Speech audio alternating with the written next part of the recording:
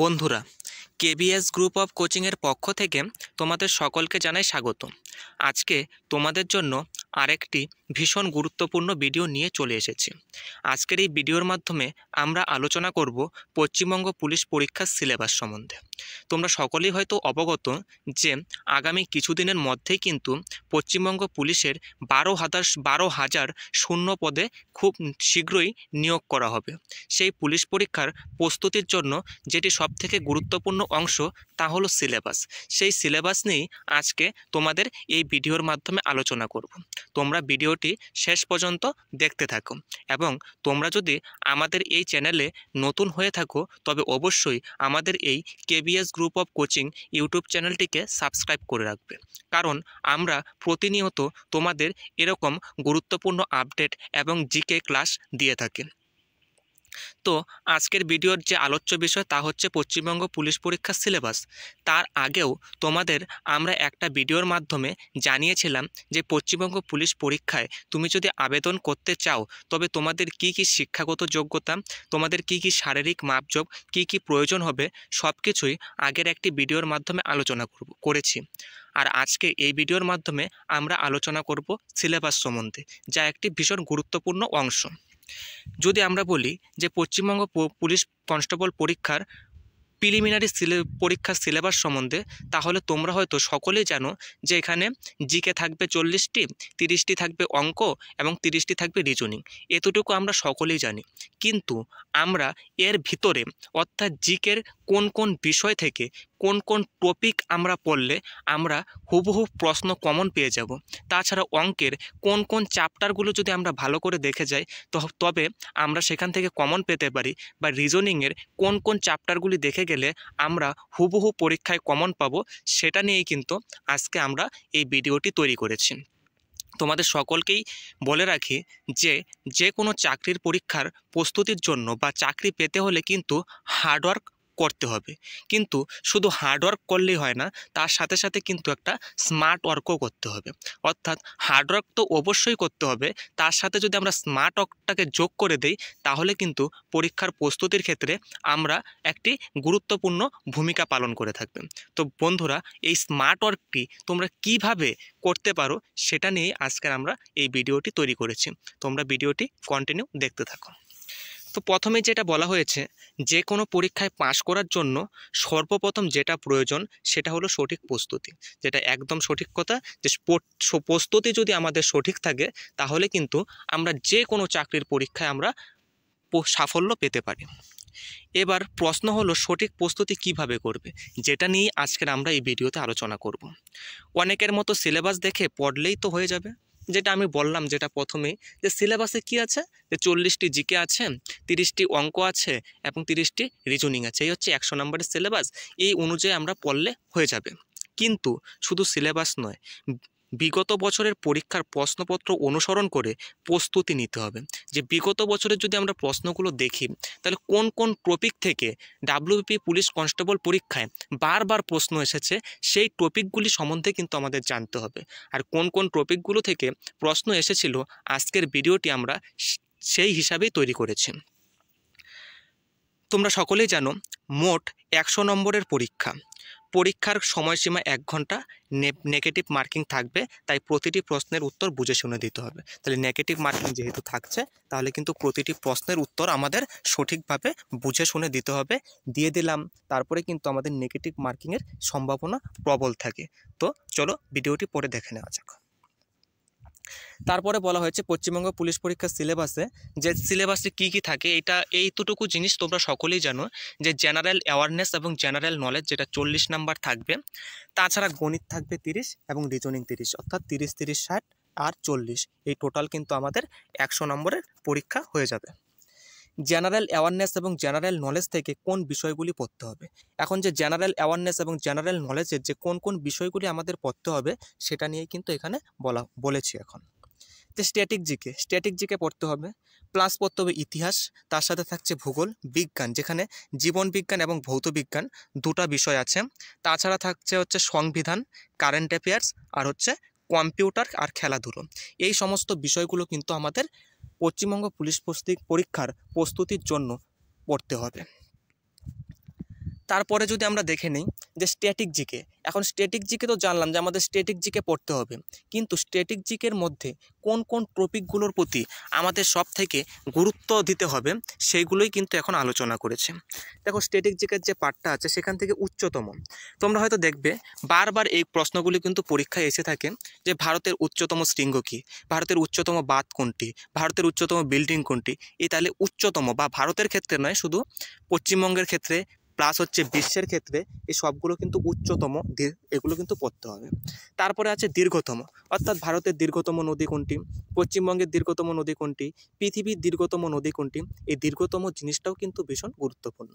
তারপরে আছে বৃহত্তম, যে পৃথিবীর বৃহত্তম পর্বতমালা কোনটি, পৃথিবীর বৃহত্তম নদী কোনটি, পৃথিবীর বৃহত্তম মালভূমি কোনটি, মরুভূমি কোনটি। ভারতের ক্ষেত্রেও একইভাবে কিন্তু প্রযোজ্য। তারপরে আছে ক্ষুদ্রতম সংক্রান্ত গুরুত্বপূর্ণ প্রশ্ন, যেরকম বৃহত্তপূর্ণ বা উচ্চতম, দীর্ঘতম সেগুলো যেরকম গুরুত্বপূর্ণ, তার সাথে সাথে কিন্তু ক্ষুদ্রতম অর্থাৎ সবথেকে ছোট কোন জিনিসগুলো সেগুলোও কিন্তু আমাদের পড়তে হবে। তারপরে আছে বিভিন্ন দেশের রাজধানীর নাম, তাহলে বিভিন্ন দেশের রাজধানী, যেমন জাপানের রাজধানী কী, চীনের রাজধানী কী, তারপর হচ্ছে আমেরিকার রাজধানী কী, নিউজিল্যান্ডের রাজধানী কী, আমাদের প্রতিবেশী যে সমস্ত দেশগুলি আছে তাদের রাজধানী, এটি কিন্তু গুরুত্বপূর্ণ। তাছাড়াও কিন্তু আমাদের যে রাজ্যের রাজধানীগুলি আছে তাও কিন্তু ভীষণ গুরুত্বপূর্ণ। তারপরে বলা হয়েছে বিভিন্ন দেশের জাতীয় প্রতীক, অর্থাৎ বিভিন্ন দেশের জাতীয় প্রতীক সম্বন্ধেও কিন্তু বারবার পশ্চিমবঙ্গ কনস্টেবল পরীক্ষায় প্রশ্ন দিয়ে থাকে। তাছাড়া আছে বিভিন্ন রাজ্যের রাজধানী, যেটা আগেই বললাম রাজ্যের রাজধানী, নদীর তীরবর্তী শহর খুবই গুরুত্বপূর্ণ, কিন্তু নদীর তীরবর্তী শহর। তোমরা যদি নদীর তীরবর্তী শহর সম্বন্ধে ক্লাস চাও তবে অবশ্যই কমেন্ট বক্সে জানাবে, আমরা শীঘ্রই তোমাদের জন্য নদীর তীরবর্তী শহরগুলি নিয়ে একটি ক্লাস তোমাদের প্রোভাইড করার চেষ্টা করছি।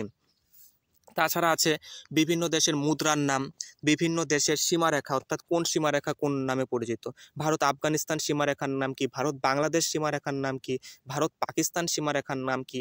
এই সমস্ত প্রশ্নগুলো কিন্তু ভীষণ গুরুত্বপূর্ণ।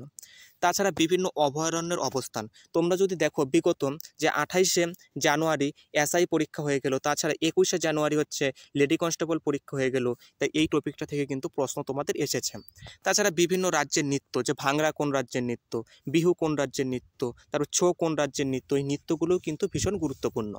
তাছাড়া বিভিন্ন স্থানের নাম ও উপনাম, এটাও কিন্তু একটা গুরুত্বপূর্ণ টপিক, যে ভারতবর্ষের প্রাচীন নাম কি ছিল বা দিল্লির উপনাম কি। এইগুলো প্রশ্ন কিন্তু বারবার তোমাদের কনস্টেবল পরীক্ষায় এসেছে। তাছাড়া গ্রন্থ ও রচয়িতা, বিভিন্ন গ্রন্থ রচয়িতা, এটাও কিন্তু খুবই গুরুত্বপূর্ণ।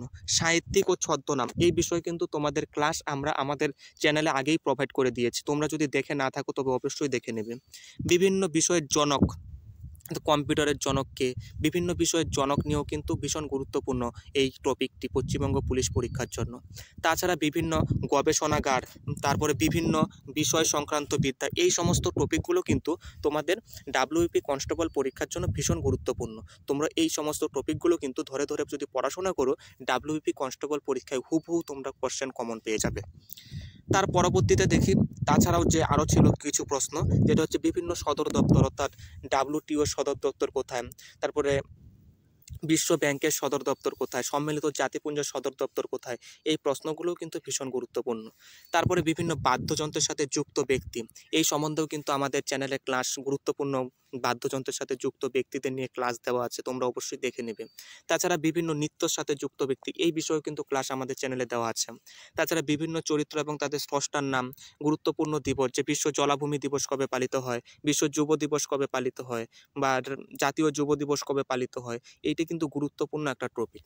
তারপরে আছে বিভিন্ন ব্যক্তিত্ব, তারপরে ঘূর্ণিঝড় সংক্রান্ত প্রশ্ন, পশ্চিমবঙ্গ সংক্রান্ত বিভিন্ন প্রকল্প, যেমন সবুজ সাথী আছে, খাদ্য সাথী আছে, বিভিন্ন যে প্রকল্প আছে সেই থেকেও কিন্তু পশ্চিমবঙ্গ পুলিশ পরীক্ষায় প্রশ্ন বিগত বছরও দিয়েছে, এবং আপকামিং তোমাদের যে 12,000 কনস্টেবল পদে নিয়োগ করা হবে তাতেও কিন্তু তোমরা প্রশ্ন সেখান থেকে হুবহু কমন পেয়ে যাবে। তো স্ট্যাটিক জিকে থেকে কিন্তু তোমরা এই পার্টটি তোমরা অবশ্যই দেখে নেবে, এই টপিকগুলো। তার পরবর্তীতে ইতিহাস, সবথেকে যে কোনো পরীক্ষায় দেখবে পশ্চিমবঙ্গ পরীক্ষায় সবথেকে বেশি প্রশ্ন আসে এই ইতিহাস থেকে, 7টা 8টা 10টা পর্যন্ত প্রশ্ন এই ইতিহাস থেকে কিন্তু পশ্চিমবঙ্গ পুলিশ পরীক্ষায় দিয়ে থাকে।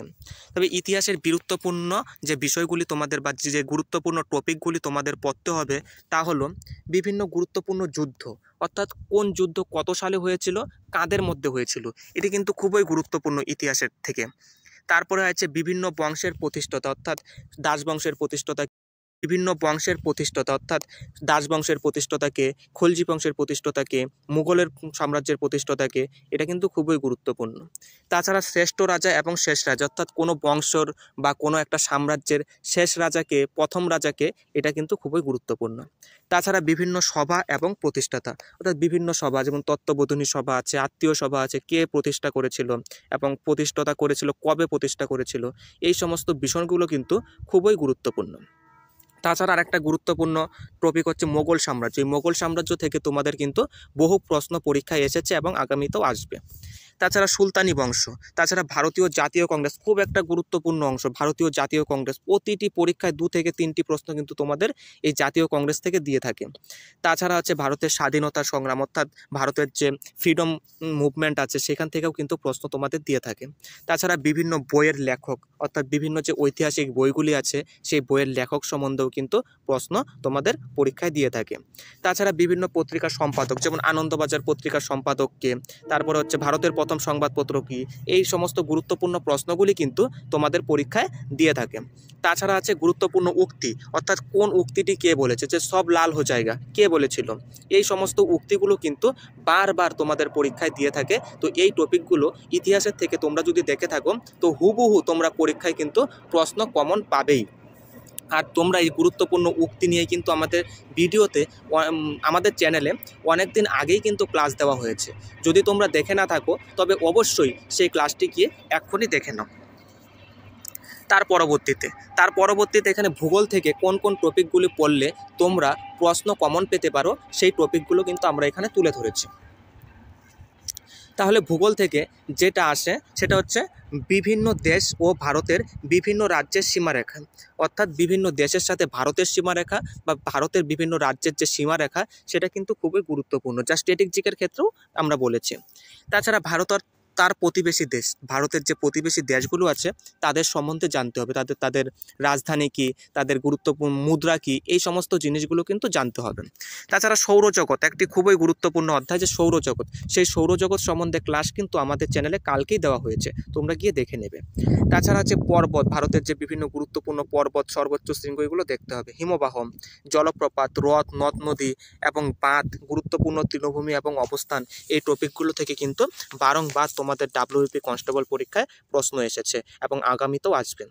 তাছাড়া বিভিন্ন ভৌগোলিক দিবস, স্থানীয় ও আঞ্চলিক বায়ুপ্রবাহ, রবি শস্য, খারিফ শস্য ভারতের ও পশ্চিমবঙ্গের, তাহলে পশ্চিমবঙ্গের কী কী শস্য হয়, রবি শস্য কী কী, খারিফ শস্য কী কী, ভারতের ক্ষেত্রেও একইভাবে কিন্তু এগুলো প্রযোজ্য। তাছাড়া আছে বিভিন্ন খনিজ সম্পদ, যেমন লোহা উৎপাদনে প্রথম কোন রাজ্য, তারপর তামা উৎপাদনে প্রথম কোন রাজ্য, বিভিন্ন খনি, এগুলো কিন্তু খুবই গুরুত্বপূর্ণ। তাছাড়া জলবিদ্যুৎ কেন্দ্র, যেমন ভারতের প্রথম জলবিদ্যুৎ কেন্দ্র কোনটি, ভারতের সবথেকে বড় জলবিদ্যুৎ প্রকল্প কোনটি, এই সমস্ত টপিকগুলো কিন্তু বিভিন্ন বিষয়ে ভীষণ গুরুত্বপূর্ণ। তাছাড়া তাপবিদ্যুৎ কেন্দ্র, বিভিন্ন রাজ্যের প্রধান ফসল, মহাকাশ গবেষণা ইত্যাদি ভূগোল থেকে কিন্তু যদি তোমরা এই টপিকগুলো কভার করে যেতে পারো, পশ্চিমবঙ্গ পুলিশ কনস্টেবল পরীক্ষায় যে প্রশ্নগুলি আসবে ভূগোল থেকে তোমরা কিন্তু 100% এখান থেকে কমন পেয়ে যাবে। তার পরবর্তীতে বলা হয়েছে বিজ্ঞান। এই বিজ্ঞানের আমরা জানি 2টা পার্ট, একটা জীবন বিজ্ঞান এবং ভৌত বিজ্ঞান, দুটো থেকেই কিন্তু পশ্চিমবঙ্গ পুলিশ কনস্টেবল পরীক্ষায় অনেক প্রশ্ন এসেছে। তাহলে বিজ্ঞান থেকে কি কি আমরা পড়ব, বিভিন্ন পরিমাপক যন্ত্র অর্থাৎ কোন যন্ত্র দিয়ে কোন জিনিসটি পরিমাপ করা হয় সেটা কিন্তু বিজ্ঞানের একটা গুরুত্বপূর্ণ অংশ। একক, কোন রাশির কি একক, সেটা কিন্তু একটা খুবই গুরুত্বপূর্ণ। তাছাড়া আবিষ্কার, পরমাণুর গঠন, আইসোটোপ, আইসোবার এবং আইসোটোন, এইটি দেখবে এই 3টি থেকে কোনো না কোনো প্রশ্ন তোমাদের পরীক্ষায় দিয়েই থাকে। তাছাড়া সংকর ধাতু, তারপর হচ্ছে আকরিক, বিভিন্ন রাসায়নিক দ্রব্যের নাম ও সংকেত, মানবদের সংক্রান্ত গুরুত্বপূর্ণ, ভিটামিন সংক্রান্ত গুরুত্বপূর্ণ প্রশ্ন ইত্যাদি কিন্তু তোমাদের বারংবার আসে। তার মধ্যে সবথেকে গুরুত্বপূর্ণ যেটা হচ্ছে পরিমাপক যন্ত্র, একক, আবিষ্কারক, পরমাণুর গঠন যেটা আইসোটোপ, আইসোবার এবং আইসোটোন, এটা তার সাথে সবথেকে যেটা গুরুত্বপূর্ণ সেটা ভিটামিন থেকে তোমরা দেখবে প্রতিটি পরীক্ষাতেই 1টি বা 2টি করে প্রশ্ন তোমরা পাবেই পাবে। তাই এই ভিটামিন সম্বন্ধেও কিন্তু আমাদের চ্যানেলে আগেই তোমাদের একটি বিস্তারিত ক্লাস দেওয়া আছে, তোমরা গিয়ে দেখে নেবে। তার পরবর্তীতে যা নিয়ে আলোচনা করব তা হচ্ছে সংবিধান, অর্থাৎ যে আমাদের যে জিকের পার্টটা তার মধ্যে সংবিধান থেকে কি কি তোমাদের টপিক তোমাদের পড়তে হবে। তাহলে সংবিধানের পটভূমি অর্থাৎ সংবিধান যে রচনা হয়েছিল তার পটভূমি কী ছিল, অর্থাৎ কেনই বা সংবিধান রচনার প্রয়োজনীয়তা পড়ছিল। তাছাড়া বিভিন্ন ধারাগুলি অর্থাৎ 10 নম্বর ধারায় কী আছে, 11 নম্বর ধারায় কী আছে, 28 নম্বর ধারায় কী আছে, 17 নম্বর ধারায় কী আছে, এই ধারাগুলো কিন্তু খুবই গুরুত্বপূর্ণ। তাছাড়া মৌলিক কর্তব্য অর্থাৎ ভারতের সংবিধানে কয়টি মৌলিক কর্তব্য আছে, কয়টি অধিকার আছে, কোন ধারা থেকে কোন ধারার মধ্যে সেটি সংরক্ষণ করা হয়েছে তা কিন্তু পড়তে হবে তোমাদের। তাছাড়া হচ্ছে সংবিধান সংশোধনী অর্থাৎ যে ভারতের সংবিধান যে সংশোধনী হচ্ছে এবং বিভিন্ন নতুন ধারা যুক্ত হচ্ছে বা কোনো পুরনো ধারাকে কিছু আপডেট করা হচ্ছে, সেই সমস্ত বিষয়গুলো কিন্তু গুরুত্বপূর্ণ। তাছাড়া পার্লামেন্ট, প্রধানমন্ত্রী সম্বন্ধে আমাদের জানতে হবে, স্পিকার, বিভিন্ন অধিকারীদের অবসরের বয়স, নিযুক্ত হওয়ার বয়স ইত্যাদি, অর্থাৎ প্রধানমন্ত্রী হতে গেলে কত বছর যোগ্যতা লাগে।